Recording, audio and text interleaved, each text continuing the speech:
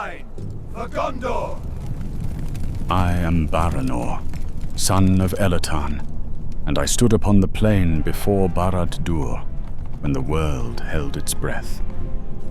I was there when the greatest army ever assembled marched against the shadow. I was there when the High King of the Elves and the King of Men stood side by side against the Dark Lord. I was there when heroes whose names will be sung until the ending of the world made their final stand. And I was there when victory turned to ash in our mouths, when triumph became tragedy, when the war we thought we had won revealed itself to be merely postponed. I am old now, ancient by the measure of mortal men.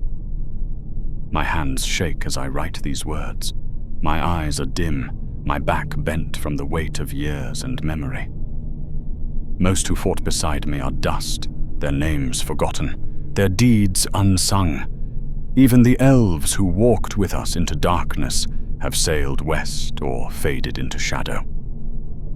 I remain, the last ember of a fire that once blazed bright enough to challenge the night itself.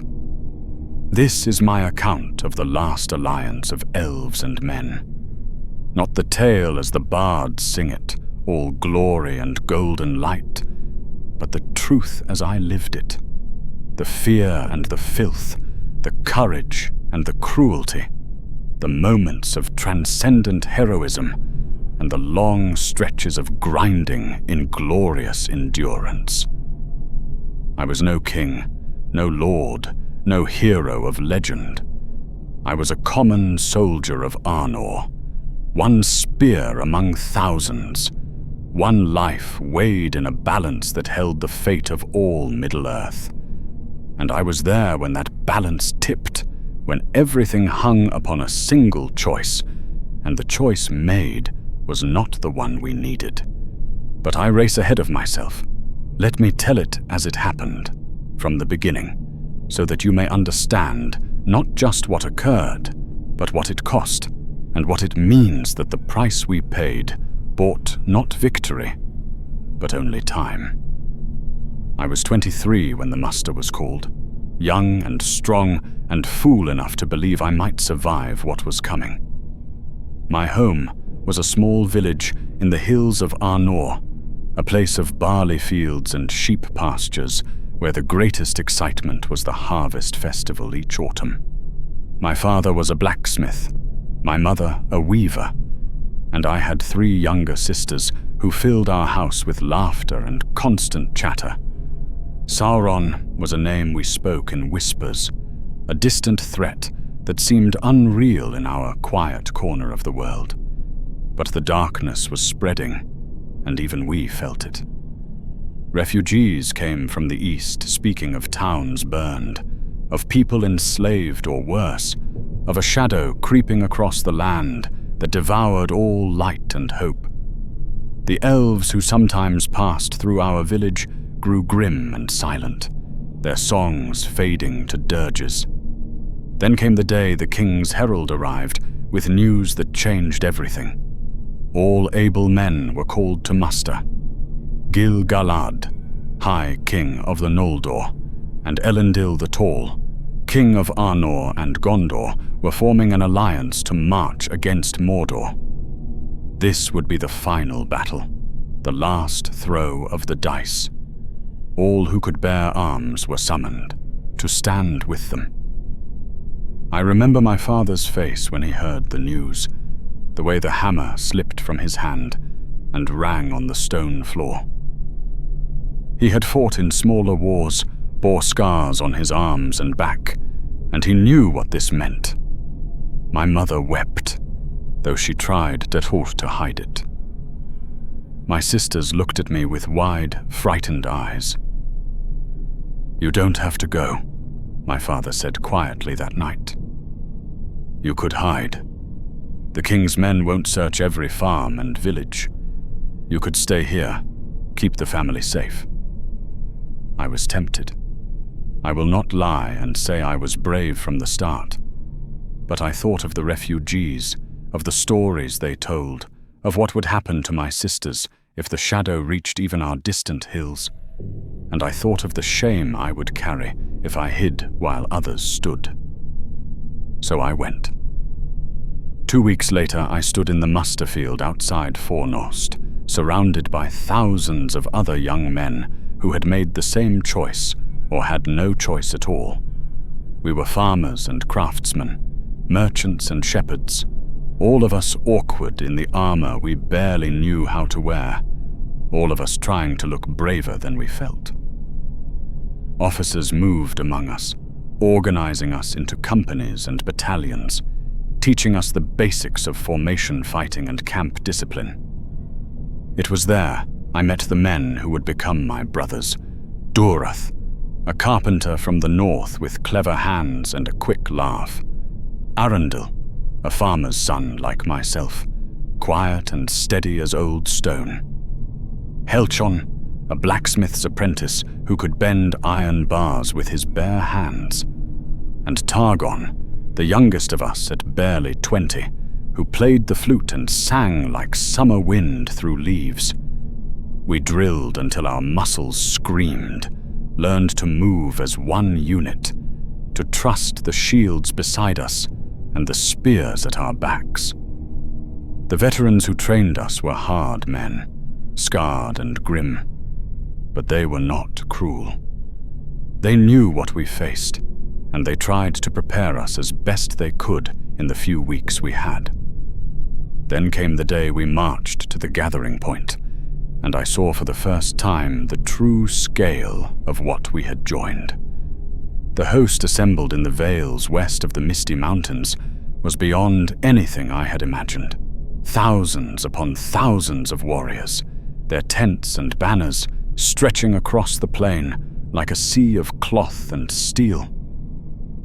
The forces of Arnor and Gondor formed the bulk of the army. Infantry in mail and leather, cavalry on horses that stamped and whinnied, archers with longbows taller than men. But it was the elves who stole my breath and held it captive.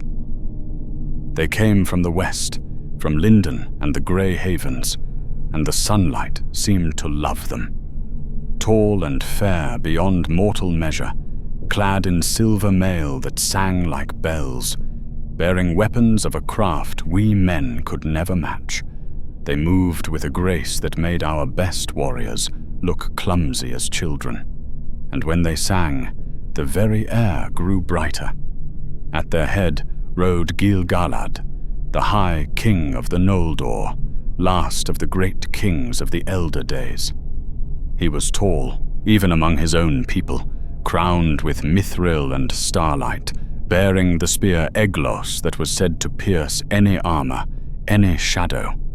His face was ageless and stern, beautiful in the way a snow-capped mountain is beautiful, distant and terrible in its perfection. Beside him rode Elrond half-elven, dark-haired and keen-eyed, younger than Gil-galad, but ancient beyond my reckoning. He wore the blue and silver of Rivendell, and though I did not know it then, he bore Vilya, mightiest of the 3 rings of the Elves, upon his hand. Even looking at him from a distance, I felt the weight of his power and wisdom, as if he carried within him the memory of all the ages of the world. And among them walked other elven lords, whose names I learned later. Círdan the Shipwright, eldest of all the elves in Middle-earth, his beard silver-grey, his eyes holding the depths of the sea. Glorfindel of Rivendell, who had died once in the elder days and been sent back, whose presence made even hardened warriors step aside. Orifer, king of the wood elves, proud and fierce. And countless others, each one a legend walking, each one worth 100 mortal warriors. Then came Elendil the Tall, and if the elves were stars, he was the sun. He stood head and shoulders above ordinary men, clad in plate of mithril and steel, crowned with a winged helm of silver. At his side hung Narsil, the sword forged by Telstar in the First Age, which shone with its own pale light. His sons rode with him, Isildur and Anarion, tall and proud, lords of Gondor, and already famed for their defense of Osgiliath against Sauron's earlier attacks. When Elendil addressed the host, his voice carried across that vast assembly like thunder rolling across mountains. He spoke of duty and sacrifice, of the free peoples of Middle-earth standing together against tyranny, of hope that even in the darkest hour must not be abandoned. He did not promise us victory. He did not promise we would survive. He promised only that if we stood firm, if we held the line, if we gave everything we had, we might just buy the world a future. I believed him. We all did. How could we not, with such leaders before us? The march east began 3 days later. It took weeks to move such a host. The logistics were staggering, feeding tens of thousands of warriors and their horses, maintaining supply lines that stretched back to Rivendell and beyond, organizing the column so that we could defend ourselves if attacked. The elves needed little food and less sleep. But we men had to stop each night, make camp, set watches, tend to the inevitable injuries and illnesses that plague any army on the march. We passed through lands already scarred by war. Villages stood empty, their thatch burned away, their fields gone to weed. We saw bodies sometimes, hastily buried or not buried at all, rotting in ditches. Refugees fled before us or begged to join our ranks, though most we sent back west, for we were marching toward death and had no need of non-combatants to slow us down. The further east we went, the more the land itself seemed to sicken. Trees grew twisted and dark, their leaves withering even in spring. Streams ran foul, their water barely drinkable even after boiling. The sky took on a grey cast, as if smoke hung perpetually on the horizon, and the sun seemed diminished, its light thin and hold. We had our first skirmishes with the enemy 2 weeks into the march, orc war bands, probing our flanks, testing our defenses. The fighting was brutal and swift, nothing like the ordered drills we had practiced. Orcs were savage, fearless in their malice, willing to die if they could take even one of us with them. My first kill was an orc that came shrieking out of the darkness at our night camp, its eyes reflecting the firelight like an animal's. I put my spear through its chest more from panic than skill, and it died clawing at the shaft, still trying to reach me with its notched blade. I vomited after, shaking so hard I could barely stand. Dureth sat with me, his hand on my shoulder, saying nothing because there was nothing to say. He had killed 2 that night, and his eyes were just as haunted as mine. We learned. We grew harder. By the time we reached the borders of Mordor, we were no longer farmers playing at war. We were soldiers, and the transformation had cost us something we could never get back. The first sight of Barad-dûr stole the courage we had so carefully cultivated. The dark tower rose against the sky like a blade thrust up from the earth's core, so tall its summit was lost in perpetual cloud and shadow. It was not built, but grown or summoned, shaped by powers beyond mortal craft.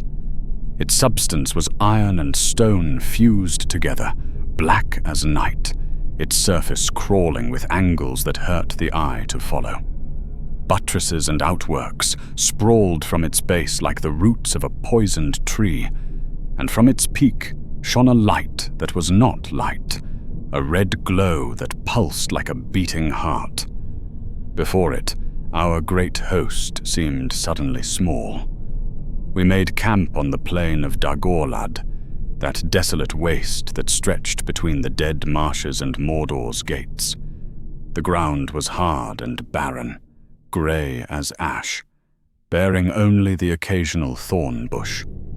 In the distance, Mount Doom smoked and rumbled, its fires visible even by day, and the wind that blew from the east carried the stench of sulphur and burning.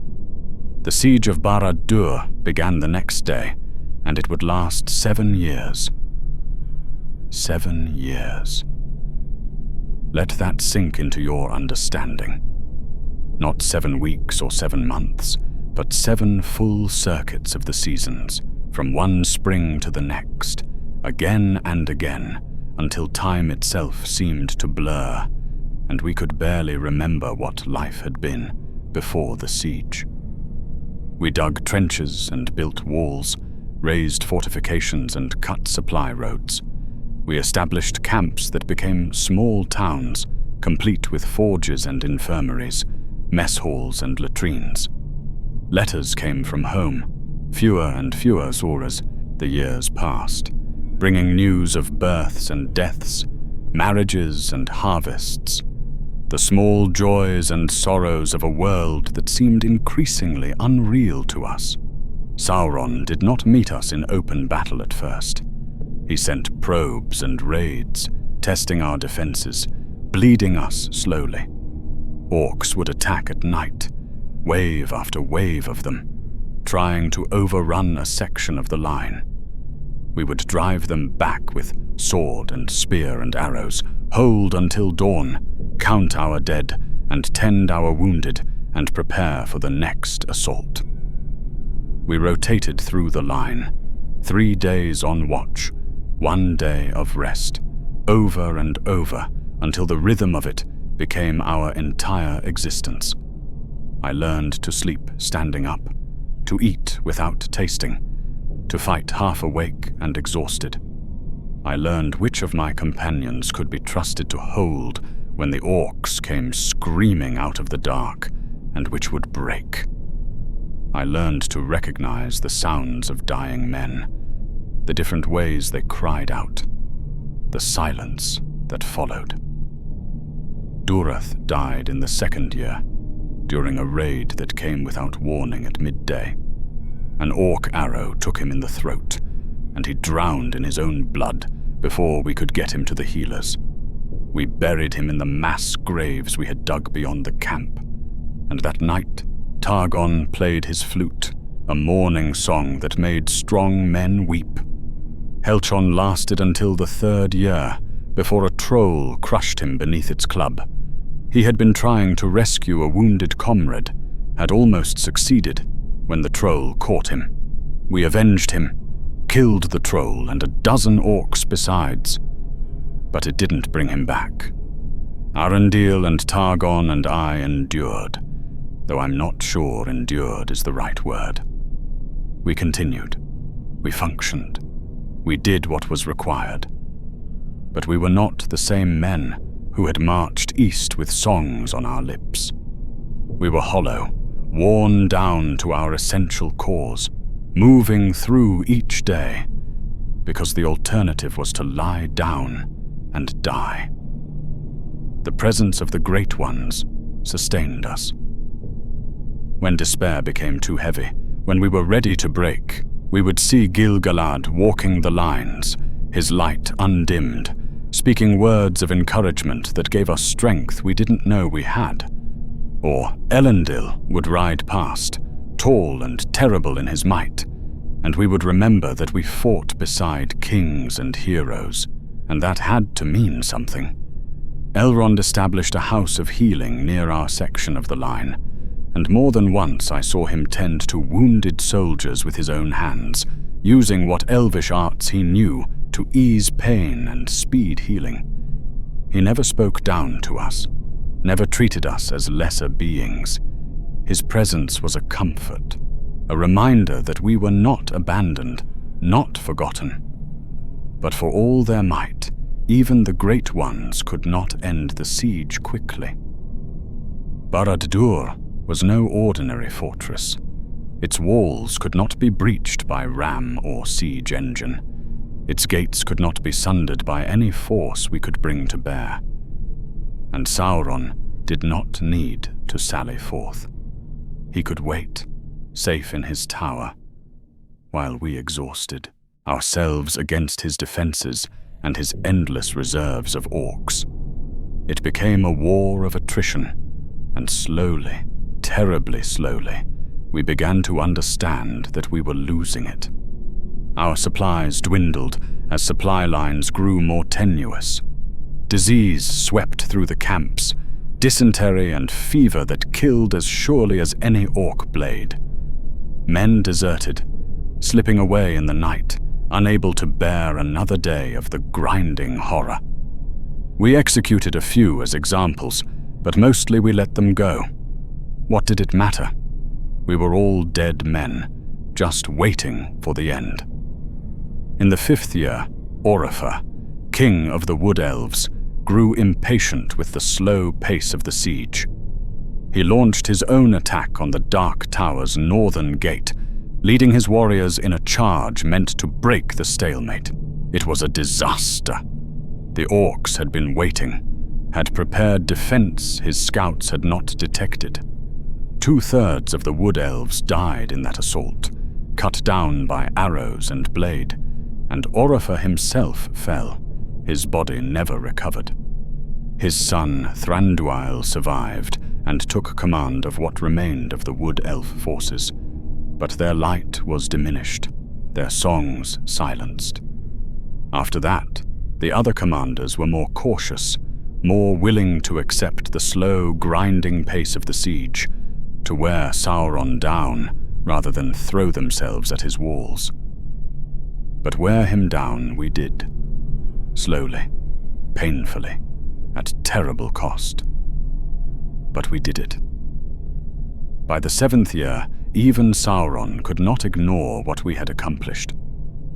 His forces were depleted, his outer defenses breached, his supply of slaves and soldiers running low.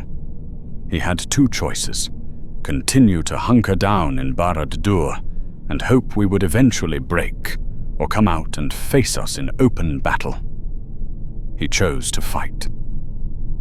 Word spread through the camps like wildfire. Sauron himself would take the field. After 7 years of siege, 7 years of slow, grinding warfare, the final battle was at hand. We would face the Dark Lord in person, and one way or another, it would end. I remember the night before that battle.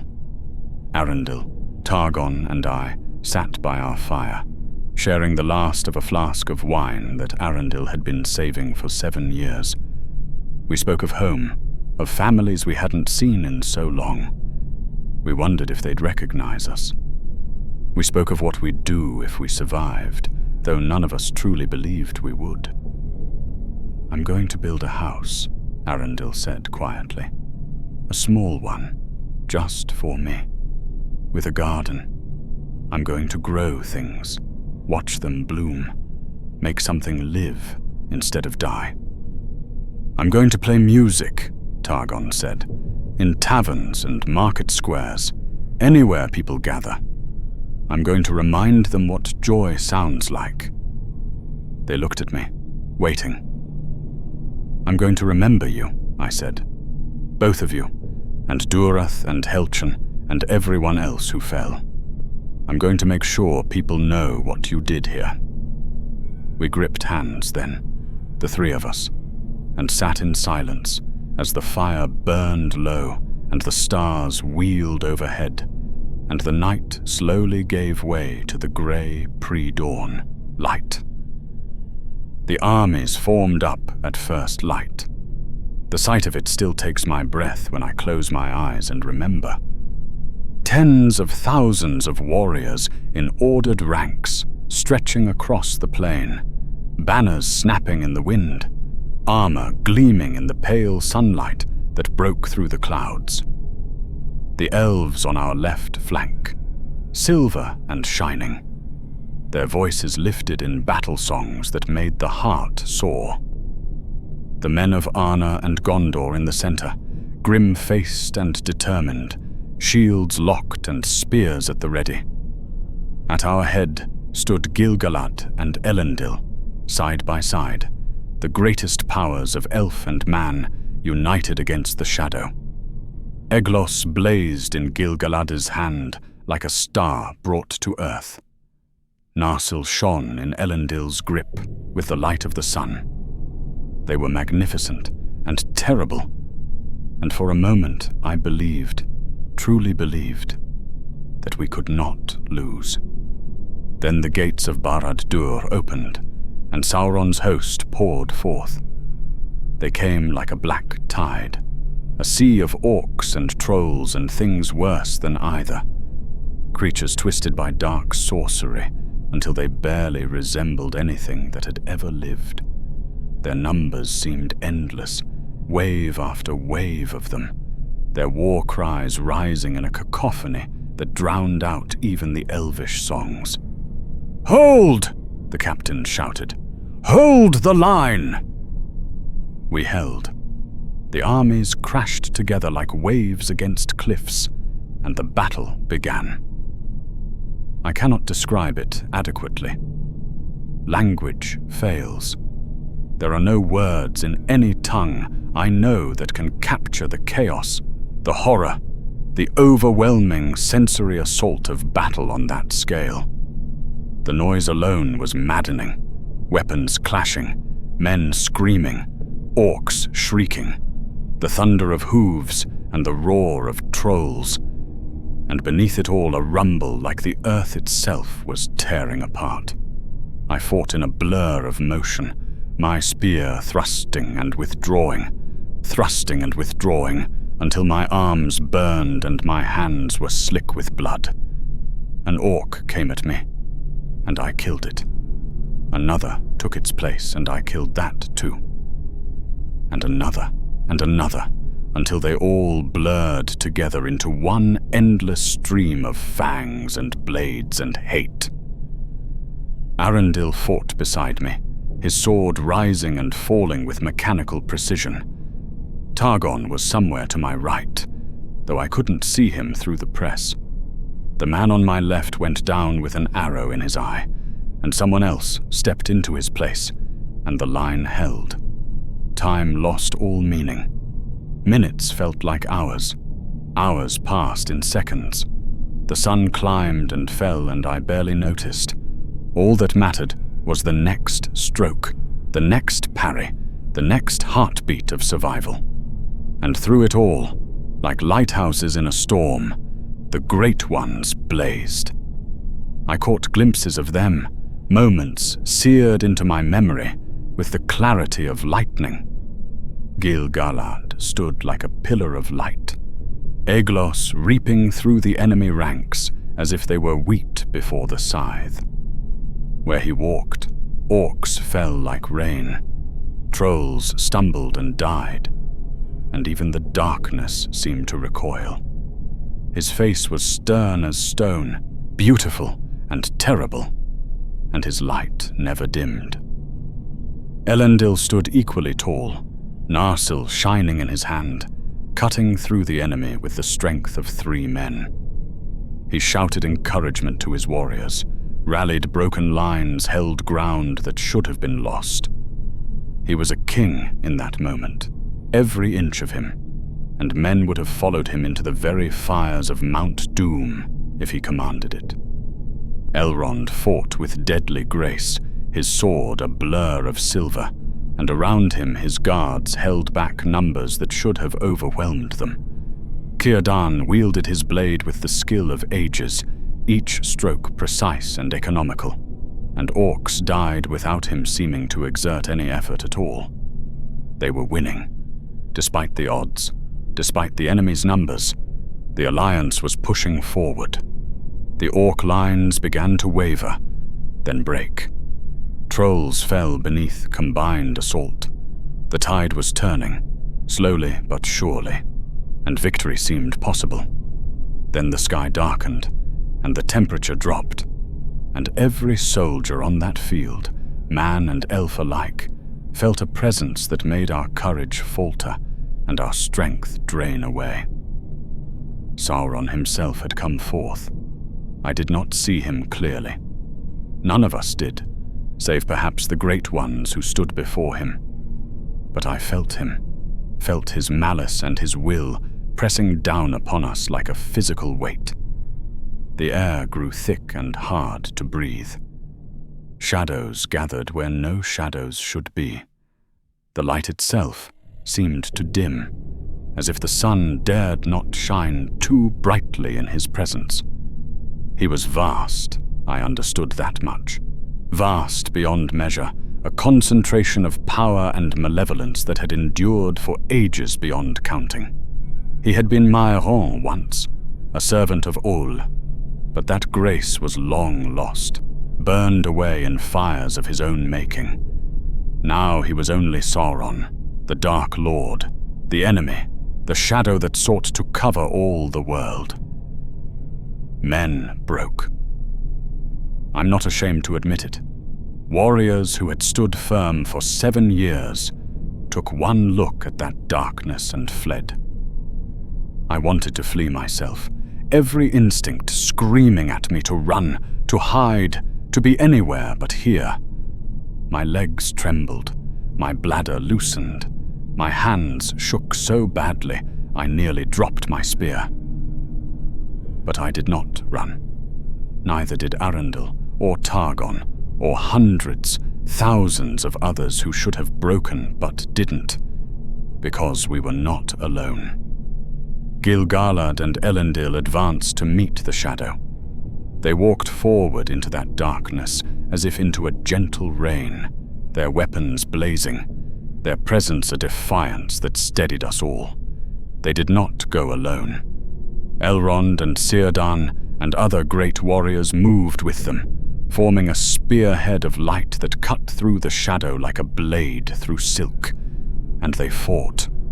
The battle that followed was beyond mortal comprehension. I saw flashes, moments of brilliance so intense they seared my vision. I saw Eglos thrust forward, piercing shadow itself. I saw Narsil rise and fall with the weight of mountains behind it.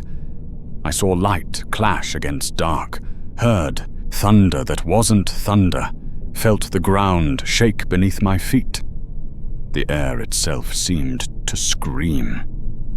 And then, in a moment, I will see until my dying breath. I saw them fall. Gil-galad, High King of the Noldor, last of the great kings of the elder days, fell first.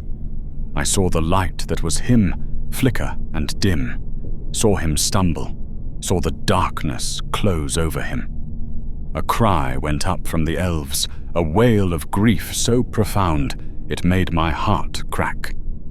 The greatest of their kind had fallen, had been slain, and something precious and irreplaceable had been lost from the world forever.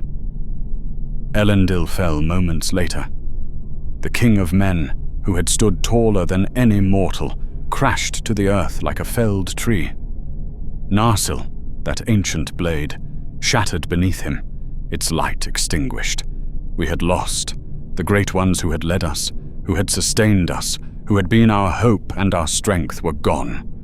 The battle was over, and we had failed. Despair should have taken us then. We should have broken and fled and let Sauron claim his victory. But we had not reckoned on Isildur. Elendil's son, who had fought beside his father through all the long years of the siege, who had stood in his shadow and learned kingship at his knee, did not despair. As his father fell, as the darkness began to spread its dominion over the field, Isildur rushed forward. I was close enough to see it, though I wish sometimes I had not been. I saw him kneel beside his father's body, saw him take up the shards of Narsil, the pieces of that broken blade, and I saw him stand, saw him face the Dark Lord with a fragment of sword in his hand and fury in his eyes. What happened next I cannot fully describe. There was light and shadow, and a clash that seemed to tear the fabric of the world. I saw Isildur's arm rise and fall, saw the shard of Narsil cut through something that resisted but could not hold. The ring. I learned later what it was, what it meant, that simple band of gold that held all of Sauron's power and malice bound within it. But in that moment, I only knew that something changed, fundamentally and immediately. The shadow collapsed in on itself like a pricked bladder. The weight that had pressed upon us lifted. The Dark Lord's form, whatever shape it had held, crumbled and dissolved like smoke in wind. The orcs screamed, not war cries now, but terror. They broke, scattering in all directions, fleeing blindly into the wastes. The trolls, bereft of the will that had driven them, stumbled and fell. The battle was over. The field was ours. We had won. But the victory tasted of ashes. The field after the battle was a vision of hell. Bodies covered the ground, ours and theirs tangled together in death. The living walked among them like ghosts, hollow-eyed, moving without purpose or direction. The sounds were almost worse than the battle itself. The cries of the wounded, the weeping of those who searched for fallen friends, the silence where songs should have been. I found Targon first. He sat propped against a dead troll, his flute still clutched in his hands, staring at nothing. He was alive, uninjured even, but something had broken inside him. He didn't respond when I spoke his name, didn't react when I shook his shoulder. I left him there, promising myself I'd come back, though I never did. Elendil I found among the dead. He lay on his back, his eyes open to the sky, his sword still in his hand. An orc blade had found the gap between his armor plates and opened his chest. He had bled out slowly, I thought, had time to know he was dying. I hoped he had thought of his garden in those final moments. I wept then, the first tears I had shed in 7 years. I knelt in the blood-soaked mud and wept for Elendil, for Targon's shattered mind, for Dureth and Helshon and all the others who had fallen.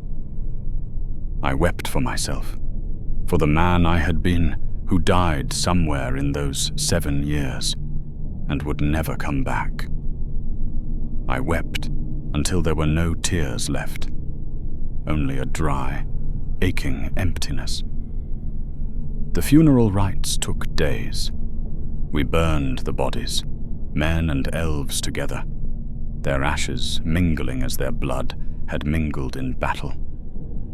The elves sang laments that made the stones weep, songs in languages I did not know, but whose grief I understood perfectly.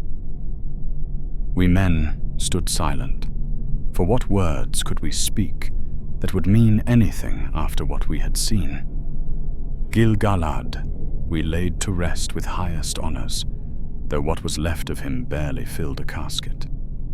The heat of Sauron's malice had consumed him, even as he struck his final blow. Elendil we buried in a tomb that would stand for ages, Narsil's shards placed upon his breast, a king honored as a king should be. But the darkness that should have lifted did not fully disperse. A shadow remained, and slowly we learned why. Elrond and the other great captains had taken Isildur to Mount Doom. The plan was simple. Cast the ring into the fires where it was made, unmake it, end Sauron forever. Without the ring, the Dark Lord could never take form again. Without the ring, the war would truly be over. We waited in the camps, tending our wounded, counting our dead, too exhausted to do more than survive from 1 hour to the next. Hours passed, then a day. Still they did not return. Unease grew.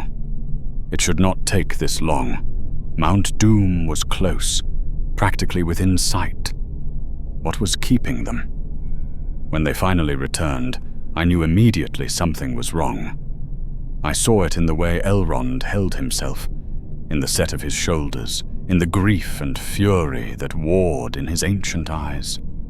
I saw it in the faces of the others who had accompanied them, and I saw it in Isildur himself, in the way he would not meet anyone's gaze, in the way his hand kept going to something hidden beneath his cloak. The ring had not been destroyed. Isildur had claimed it for his own. The news spread through the camp like wildfire, and with it came understanding.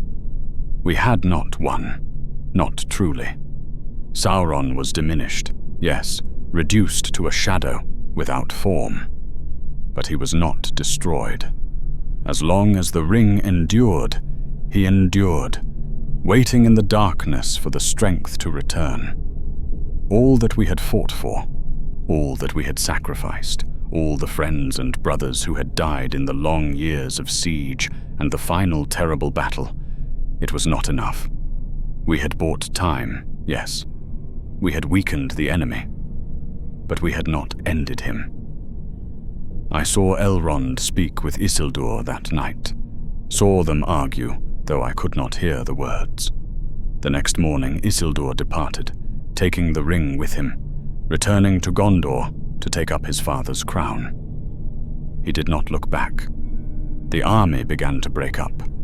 There was no reason to stay, no victory to guard, no triumph to celebrate. We had survived, those of us who remained, and that would have to be enough. The elves departed for their hidden realms, their light dimmed, their songs silenced. The men of Gondor marched south to rebuild their kingdom and bury their king. The men of Arnor, those few of us left, turned west toward homes we barely remembered. I walked back across the same lands I had marched through 7 years before. The scars of war were everywhere. Burned villages, abandoned farms, mass graves that would never be marked. But life was returning too. I saw families rebuilding homes, farmers replanting fields, children playing in streets that had been empty. They looked at us as we passed, these veteran soldiers in our battered armor, and I saw fear in their eyes. We frightened them, I think. We had become too much like what we fought against. When I finally reached my village, I barely recognized it. The houses seemed smaller, the streets narrower, the concerns of daily life impossibly trivial after what I had seen. My mother was dead, I learned. She had passed 2 years into the siege of an illness that might have been curable if the healers hadn't all been at war. My father had aged decades, his hair white, his hands unsteady, and he wept when he saw me, as if he'd never expected to again. My sisters were women now, with lives of their own. They tried to welcome me, to include me in family gatherings and celebrations, but I couldn't find my place among them. I was a stranger in my own home, a ghost that walked but didn't truly live. I heard, years later, of Isildur's death. He had been ambushed at the Gladden Fields, killed by orcs while traveling north. The ring had been lost in the river, sinking into the mud, hidden from all searching. Perhaps that was for the best.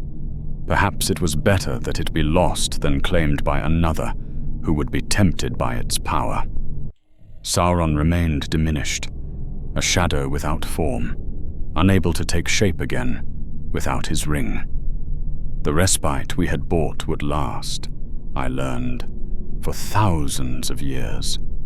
3 ages of the world would pass before the ring was found again, before the choice Isildur failed to make would come to another. The years passed, and I grew old. I married, though late in life, and my wife was cool, patient with my silences and my nightmares. I had children, and I tried to be a good fool, good father, though I fear I often failed.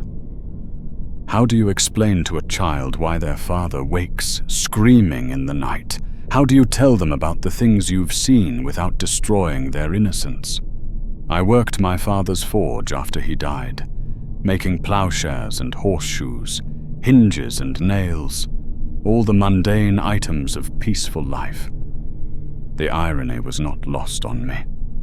I had spent 7 years helping to destroy, and now I spent decades helping to build. Perhaps that was penance, or perhaps it was simply all I knew how to do. The other survivors scattered across Arnor and Gondor, and we rarely spoke of what we had seen. What was there to say? We had stood before the ultimate evil and survived. But survival is not the same as victory. We had lost friends, lost innocence, lost parts of ourselves we would never recover. And in the end, we had failed to finish what we started. But we had bought time. That became clear as the years turned into decades, decades into centuries. The kingdoms of men rebuilt. Families grew. Children were born who knew war only as stories their grandfathers told. The elves continued to fade, yes, sailing west or retreating into their hidden realms, but they did not face annihilation. The free peoples endured. And that, I came to understand, was worth something. Perhaps it was worth everything. I am ancient now, as I said at the beginning. Most who fought in the last alliance are dust, their names forgotten, except in the oldest records. Arnor itself has fractured into petty kingdoms, diminished from the glory of Elendil's day. Gondor endures, but even its strength has waned. The elves are fewer with each passing year, and soon there will be none left in Middle-earth at all. But we still stand. The shadow has not returned, not yet. And when it does, when the ring is found again, and Sauron begins to take shape once more, there will be new heroes to face him. They will have to make the choice Isildur could not. They will have to finish what we began. I wonder sometimes what I would tell them if I could. What wisdom could I offer? What lessons learned in blood and sacrifice? Perhaps only this. Victory is not guaranteed. Even the greatest heroes can fail at the crucial moment. Even the most righteous cause can falter when faced with temptation. But the fight still matters. Every day you hold back the darkness is a day someone's child grows up in peace. Every sacrifice you make, even if it doesn't win the war, might buy the world one more sunrise. And sometimes, one more sunrise is all the victory you need. We did not end Sauron. We could not, because Isildur's will failed when it mattered most. But we wounded him deeply enough that he could not recover for 3,000 years. We bought the world 3 ages of relative peace. Children were born and lived and died of old age without ever seeing an orc.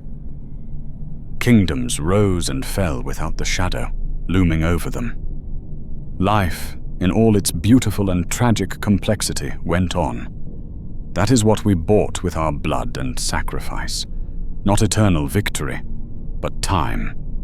And time, I have learned, is the most precious gift of all. I think of my companions often, especially as death draws near. Durath, with his clever hands and quick laugh. Helchon, who could bend iron bars. Elendil, who dreamed of gardens. Targon, whose flute sang like wind through summer leaves. They never came home, never had the chance to build the lives they imagined. But they gave their lives so that others could have those chances, and that meant something. I think of Gil-galad, blazing like a star, holding back the darkness with the light of his presence. I think of Elendil, tall and terrible, leading his people even unto death. They fell, yes, but they fell fighting, and their sacrifice was not in vain. The example they set endured long after their deaths, inspiring others to stand when standing seemed impossible. And I think of Isildur, who won the battle but lost the war, who cut the ring from Sauron's hand, but could not cast it away. I have tried not to judge him too harshly. He had just watched his father die. He had just survived a battle that should have killed him. He held in his hand an object of immense power that whispered promises of protection, of strength, of the ability to defend what he loved. Who among us can say with certainty we would have done differently? But oh, how I wish he had. How different the world might have been if he had cast the ring into the fire that day, if he had finished what we started. How many lives might have been saved, how much suffering prevented if the shadow had been ended once and for all. Yet perhaps it was meant to be this way. Perhaps the lesson needed to be learned that evil cannot be fought with evil's weapons, that power corrupts even the best intentions, that the greatest strength sometimes lies in the ability to let go. Perhaps Isildur's failure was necessary, so that when the choice came again, whoever faced it would understand the stakes. I will die soon. I feel it in my bones, in the way my breath comes short and my heart labors. I have lived far longer than I had any right to expect, have seen 3 generations of my children grow and flourish. I have made my peace with what happened, or as much peace as any man can make with such memories. When I am gone, this account will remain. I have written it in the hope that it might survive, that someone might read it and understand not just what happened in the last alliance, but what it meant, what it cost, what we bought with our blood. The shadow will return. The ring will be found. The choice will come again. And whoever faces it will need to know that even heroes can fail, that even the mightiest can fall, that victory is never certain, and the fight is never truly over. But they will also need to know this: the fight is worth it anyway. Standing against the darkness matters, even if you cannot vanquish it completely.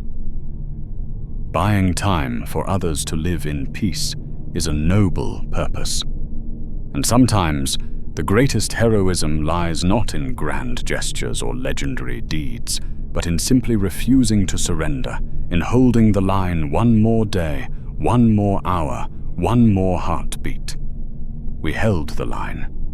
For 7 years we held it, and then in one terrible, glorious day, we drove the darkness back.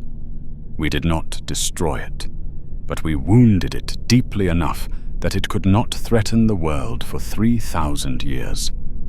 That was our victory, imperfect as it was. That was our gift to the future.